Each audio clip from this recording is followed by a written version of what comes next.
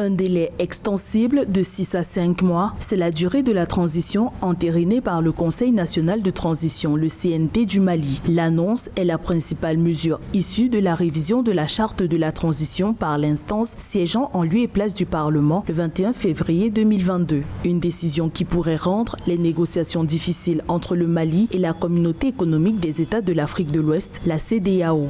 Le gouvernement de la transition avait déclaré à son temps, au moment de la prise des sanctions de la CEDEAO, que rien n'est à exclure en ce qui concerne la sortie du Mali de la CEDEAO. Tel n'est pas, en tout cas, le premier vœu souhaité par le gouvernement de la transition, vu les enjeux qui lient les deux parties, c'est-à-dire le Mali et la CEDEAO. Le texte fondamental adopté par le CNT ne donne aucune date précise sur la tenue des élections présidentielles, ouvrant sur le retour d'un régime civil dans le pays. Pourtant, l'absence de chronogramme électoral est la principale cause des sanctions de la CEDEAO contre le Mali. La CEDEAO ayant estimé par la voix de son président Nana Akufo-Addo qu'une transition de 5 ans est inacceptable.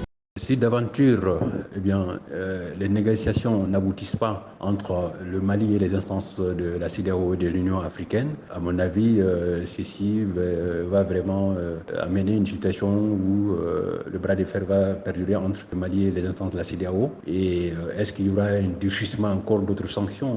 Je ne pense pas qu'il y ait d'autres sanctions plus drastiques que celles qu'on a infligées au Mali. À l'origine, la charte de la transition du Mali, adoptée le 1er octobre 2020, prévoyait des élections au bout de 18 mois dans le pays. Depuis, la junte malienne est revenue sur cette décision, indiquant qu'il faut opérer une réforme institutionnelle dans le pays avant un retour des civils au pouvoir. La CEDEAO, elle, estime qu'il revient à un régime civil de mener de tels changements.